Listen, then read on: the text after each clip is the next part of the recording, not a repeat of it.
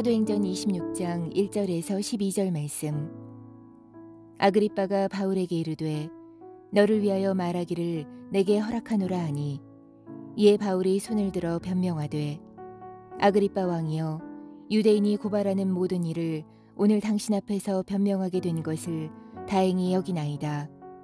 특히 당신이 유대인의 모든 풍속과 문제를 아심이니이다. 그러므로 내 말을 너그러이 들으시기를 바라나이다. 내가 처음부터 내 민족과 더불어 예루살렘에서 젊었을 때 생활한 상황을 유대인이 다 아는 바라. 일찍부터 나를 알았으니 그들이 증언하려 하면 내가 우리 종교의 가장 엄한 팔을 따라 바리새인의 생활을 하였다고 할 것이라. 이제도 여기 서서 심문받는 것은 하나님이 우리 조상에게 약속하신 것을 바라는 까닭이니, 이 약속은 우리 12지파가 밤낮으로 간절히 하나님을 받들어 섬김으로 얻기를 바라는 바인데, 아그리빠 왕이여, 이 소망으로 말미암아 내가 유대인들에게 고소를 당하는 것이니이다. 당신들은 하나님이 죽은 사람을 살리심을 어찌하여 못 믿을 것으로 여기나이까?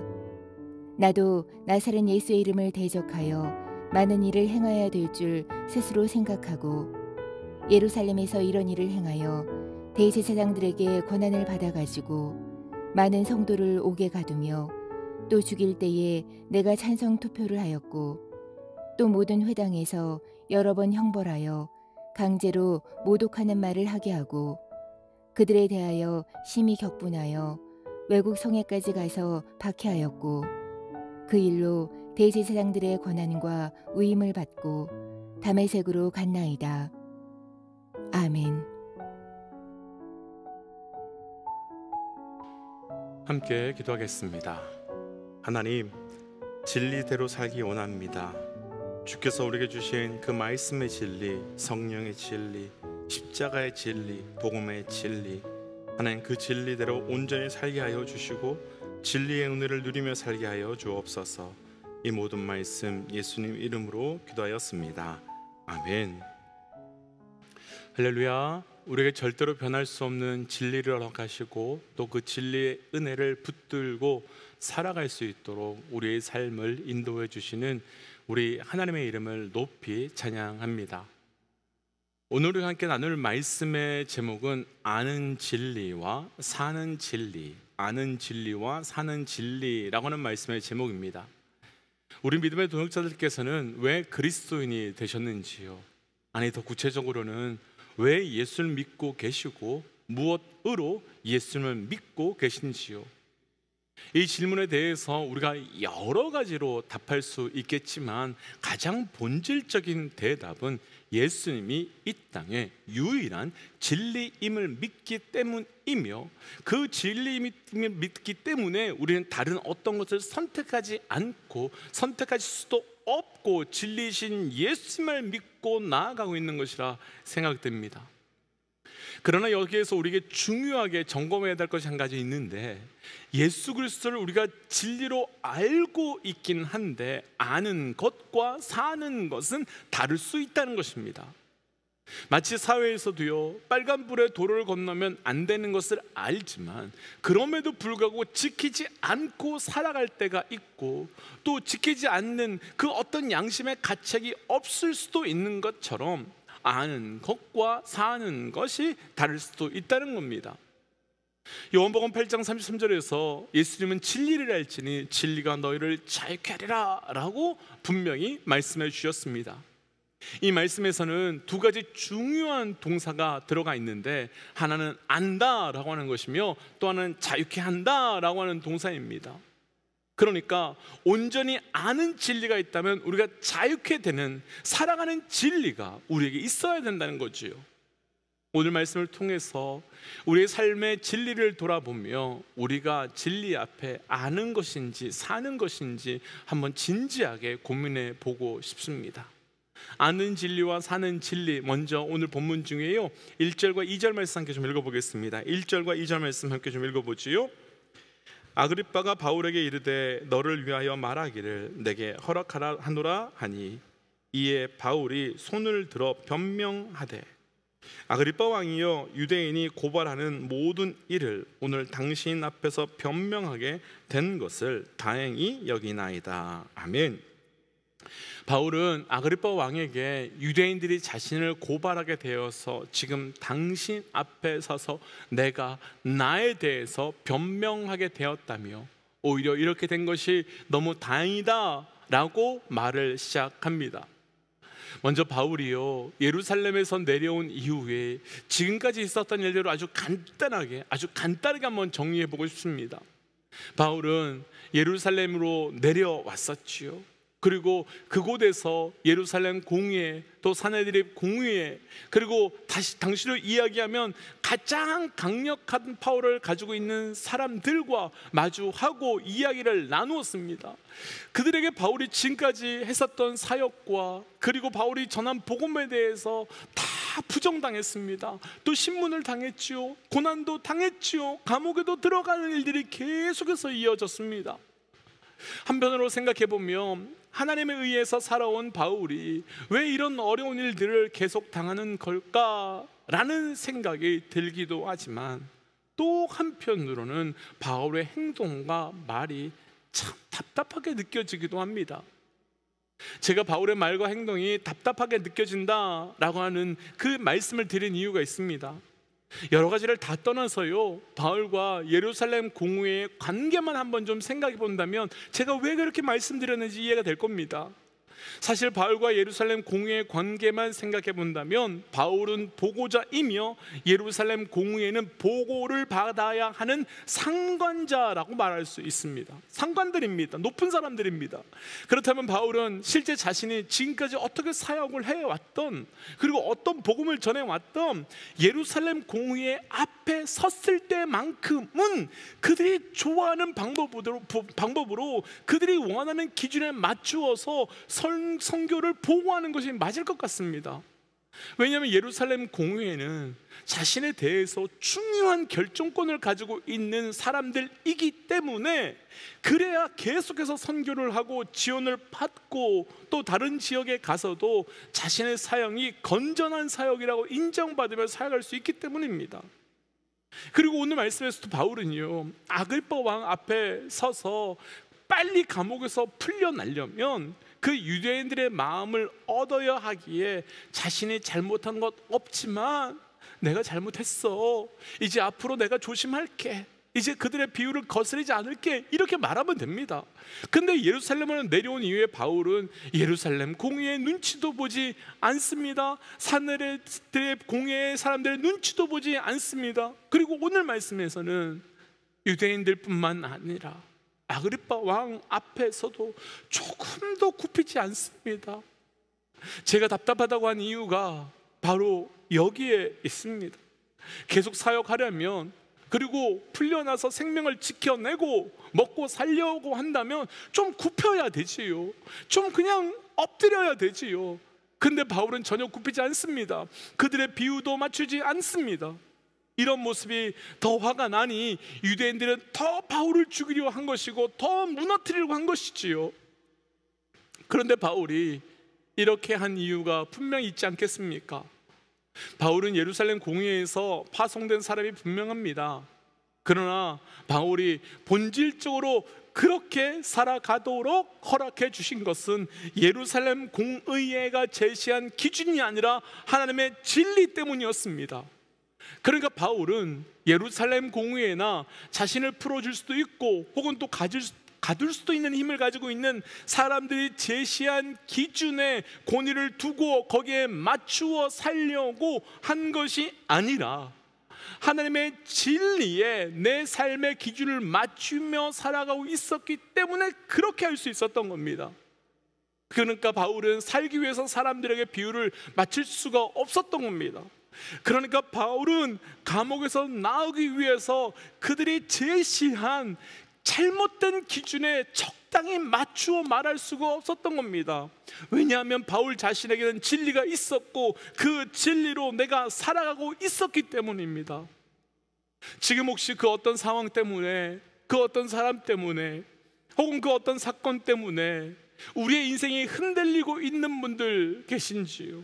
혹은 지금 그 문제를 풀고 그 상황을 해결하기 위해서 그 사람의 비율을 맞추려고, 그 사람의 기준에 맞추어 행동하려고, 그래서 내가 원하는 것을 얻어내려고 하시는 분들이 계시죠.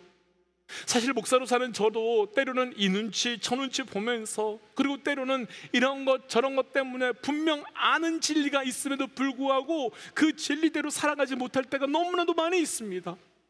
그런데 사랑하는 믿음의 도역자 여러분, 우리 오늘 말씀 앞에서 다시 한번 굳게 결단하고 싶습니다.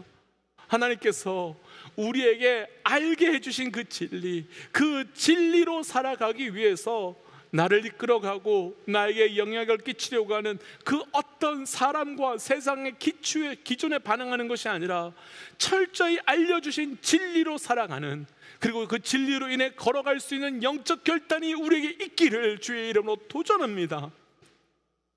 마틴 로이든 존슨이라고 하는 목사님이 쓰신 곤니라고 하는 책에서 목사님께서 말씀하시기를, 이 시대를 향해서 이 시대는 권위가 사라진 것이 문제가 아니라 권위를 잘못된 곳에 두었기 때문에 문제가 발생하는 것이다 라고 말합니다.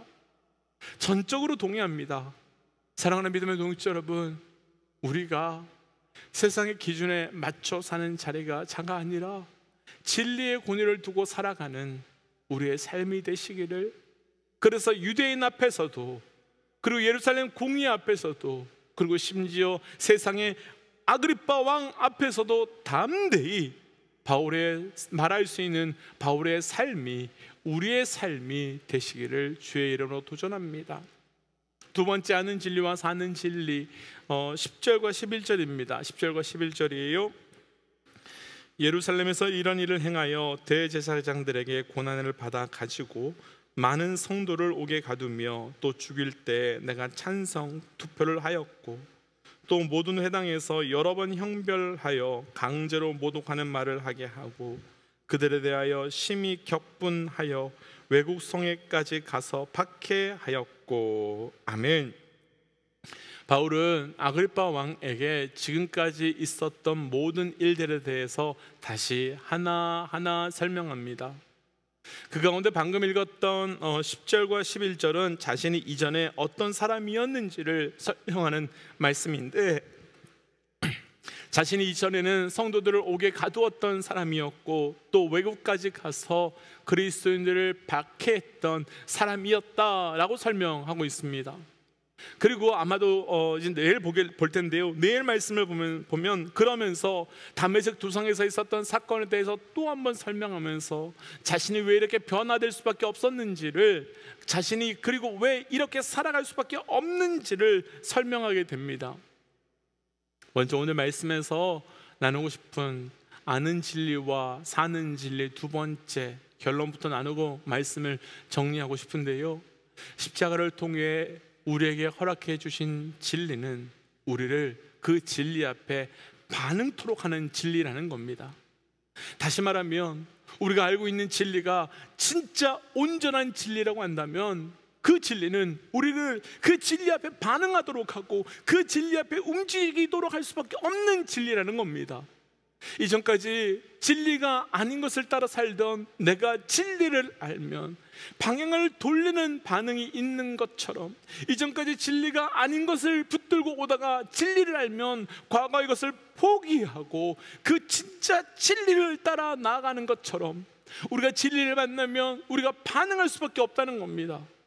그래서 도전하고 싶습니다. 우리에게 허락된 이 십자가의 진리가 우리를 반응케 하여 우리를 움직이게 하며 우리를 나아가게 하는 진리가 되어 가시기를 주의 이름으로 도전합니다. 마태복음 21장에 보면 예수님께서 성전에 들어가시는 장면이 등장합니다. 그런데 예수님께서 성전에 들어가시더니 화를 내시고 사람들을 다 쫓아내시는 장면이 등장하죠. 그러시면서 예수님께서 하신 말씀이 내 아버지의 집을 기도하는 집인데 강도의 구를로 만들지 말라라고 말씀하셨습니다. 솔직히 전 이 예수님의 분노가 참 부럽습니다. 난 예수님의 이 반응이 너무 부럽습니다. 아니, 더 정확하게는 이렇게 하지 못하는 저의 모습이 부끄럽습니다. 죄로 나가는 내 자신에 대해서 분노하지 못하는, 그리고 말씀대로 살아가지 못하는 정도가 아니라 정말 온갖 죄를 지면서 온갖 악을 행하면서 거룩한 척하고 살아가고 있는 우리의 모습 앞에 이렇게 분노하지 못하고 있는 목사로서의 저의 모습이 너무 부끄럽습니다. 분명히 예수님께서 이렇게 반응하신 이유는 그 삶의 진리에 대한 확신이 있으셨기 때문입니다. 아니, 그분이 진리셨기 때문입니다. 우리가 계속해서 나누고 있지만 바울의 삶이 그렇게 180도 변화될 수밖에 없었던 이유는 그 삶의 진리가 그 안에서 진짜 시작되었기 때문에 그 삶을 반응케 한 거지요. 그렇다면 우리의 삶도 그래야 될 것 같습니다. 우리가 믿는 복음의 진리가 진짜라면, 그 진리가 우리의 삶에 진짜 들어와 있다면 그 진리는 우리에게 진리 앞에 반응토록 할 수밖에 없는 겁니다. 요나를 한번 생각해 보고 싶습니다. 하나님께서는 요나에게 원수 같은 니느웨로 가서 진리의 복음을 전하라고 하셨습니다. 그러나 요나는 원수들에게 그 하나님의 말씀을 전할 수 없었기에 다른 곳으로 도망을 가고 그러다 물고기 뱃속에 들어가게 되지요. 하지만 하나님께서는 그 3일 후에 물고기 뱃속에서 건져주셨지만 그럼에도 불구하고 요나는 니느웨에 가서 하나님의 말씀 전하는 것을 억지로 3일 길 가운데 겨우 하루 정도 전합니다. 그런데 요나서가 끝나가는 마지막에 요나는 그 땅과 그 백성들을 향한 하나님의 마음인 진리를 깨닫게 되고 곧 다시 그 땅으로 뛰어내려가 하나님 되심을 선포하게 되는 장면이 나타납니다. 왜일까요? 진짜 진리를 알았기 때문이지요. 진짜 진리가 그를 반응케 했기 때문입니다. 그렇다면 우리가 아는 진리가 진짜 진리라면, 그리고 내가 그 진리를 진짜 알고 있다면 그 진리는 우리를 살아가는 반응함을 줄 수밖에 없다는 겁니다. 혹 이 부분에서 내가 복음의 진리를 알고 있음에도 불구하고 그 진리가 우리의 삶을 바꾸어 놓지 못하고 있다면, 그리고 그 진리가 우리를 반응케 하지 못하고 있다면, 우리가 아는 진리가 정말 그 진리인지, 그리고 우리가 진리로 사는 삶인지 분별함으로 우리가 진리를 아는 것으로 사는 것이 아니라 진리로 살아가는 삶이 되어 가시기를 주의 이름으로 도전합니다. 그래서 이 시간 이렇게 기도하고 싶습니다. 하나님, 오직 진리로 살아가는 자 되게 하여 주옵소서. 단순히 내가 진리를 아는 것으로 산다고 착각하며 사는 자가 아닌 진짜 진리로만 살아가는 자가 되게 하여 주옵소서. 진리 앞에 반응할 수 있도록 역사하여 주옵소서라고 함께 기도하겠습니다. 함께 기도할까요? 하나님, 오늘 주신 말씀을 붙들고 기도하며 나아갑니다. 주여, 내 삶에서 오직 진리에 반응하며 진리로 살아가는 자가 되어가기를 원합니다. 아버지, 이 시간 내 삶에서 다시 한번 그 진리의 영광이 드러나게 하여 주시옵소서. 내가 아는 진리라는 것을 그치는 것이 아니라 그 진리가 나를 자유케 하며 사랑하며 움직이게 하는 놀라운 역사가 우리 가운데 고백되게 하여 주시옵소서. 하나님, 진리로 살고 싶습니다. 진리로 나아가고 싶습니다. 하나님, 이 시간 다시 한번 우리 가운데 묵어져 있고 죽어져 있고 깨어져 있는 우리의 영이 있다면 하나님, 온전한 진리로 깨워 주시옵고, 하나님, 우리가 아는 진리가 아는 것을 그치는 것이 아니라 그 진리로 살아갈 수 있는 영적 은혜를 우리에게 더하여 주시옵소서. 이 모든 말씀 예수님 이름으로 기도하였습니다. 아멘. 사랑하는 믿음의 영적 여러분, 진리는 아는 것이 아니라 진리는 사는 것입니다. 오늘 우리가 그 진리로 살아갈 수 있는 영적 은혜가 있으시기를 주의 이름으로 축복합니다. 우리 함께 시간 선포하고 또 삶의 자리로 또 기도의 자리로 들어갈지요. 함께 선포할까요? 하나님은 살아계십니다. 아멘. 승리하십시오. 함께 기도하지요.